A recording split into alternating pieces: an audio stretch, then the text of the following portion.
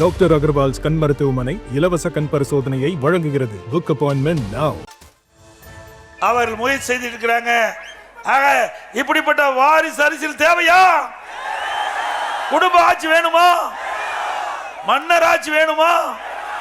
மன்னர் ஆட்சி ஒழிக்கப்பட்டு பல ஆண்டு ஆயிட்டது. ஆனா திரு கருணாநிதி குடும்பத்தை சேர்ந்தவர்கள் மன்னர் ஆட்சி செலுத்துவதற்கு துடித்துக் கொண்டிருக்கின்றார்கள். அவளுடைய கனவு நிறையாசையாகுவதற்கு 2026 சட்டமன்ற பொதுத் தேர்தலில் நாம் மகத்தான வெற்றி பெற வேண்டும். திராவிட முன்னேற்ற கழகம் ஆட்சிக்கு வந்ததிலிருந்து இன்று வரை மக்களுக்கு ஏற்பட்ட துன்பங்கள் கொஞ்சம் நஞ்சமல்ல. இன்றைக்கு ஆட்சி பொறுப்பேற்றோட மின் கட்டணத்தை உயர்த்திட்டாங்க. நகரத்திலிருந்து கிராமம் வரை மின் கட்டணம் சுமார் 67% உயர்ந்து போச்சு. 52% உயர்த்தினாங்க. ஆண்டுக்கு 5%. இன்றைக்கு 67% மின் கட்டண உயர்வு.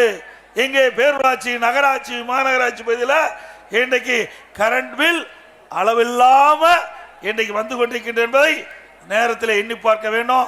அது மட்டும் இல்ல, கடவரி 150%. 1000 ரூபாய் கடவரி கட்டினீங்களா, இனிமேல் நகராட்சியில் 2500 ரூபாய் கட்ட வேணும். வீட்டு வரி 100% உயர்த்தப்பட்டாங்க. 1000 ரூபாய் கட்டிட்டு இருந்தா 2000 ரூபாய் கட்ட வேணும். குடிய வரி போதாது, குப்பை வரியும் போட்டாங்க. இப்படி வரி மேல் வரி போடுகின்ற அரசாங்கம் தேவையா? அது மட்டுமல்ல, இந்த பகுதி நெசவாளர் நிறைந்த பகுதின்னு சொன்னாங்க. நெசவாளர்கள் விவசாயிகள், நெசவாளர்கள் விவசாயிகள் இரண்டு பிரதான தொழில்.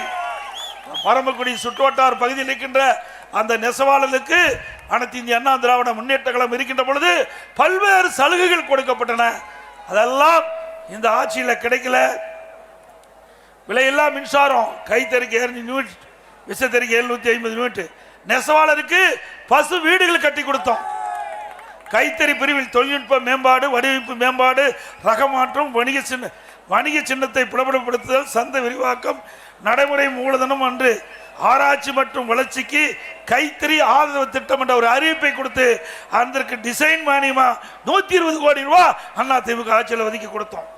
கைத்தறி துணியின் விற்பனை ஊக்குவிக்கும் விதமாக மாநில அளவில் நான் முதலமைச்சர் இருக்கும்போது அதிக கைத்தறி துணிகள் நெய்யப்பட்டு தேங்கி இருந்தது. அதற்கு ரிபைட் மானியம் 300 கோடி அண்ணா திமுக ஆட்சியில் ஒதுக்கி கொடுத்தோம். ஜவுளி மற்றும் கைத்தறி விற்பனை பெருக்க புதிய ஒருங்கிணைந்த ஜவுளி கொள்கை 2019ஆம் ஆண்டு அறிவிக்கப்பட்டது.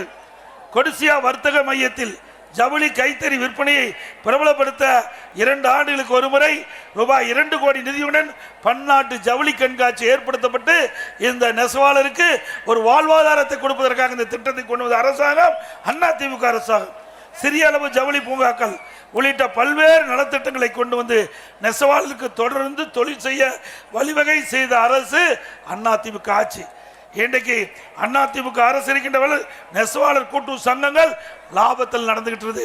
இன்றைக்கு கடந்த 50 மாத திராவிட முன்னேற்ற கழக ஆட்சியில் பல நெசவாளர் கூட்டு சங்கம் நலிந்து மூடுகின்ற சூழ்நிலைக்கு ஏற்பட்டு விட்டாங்க.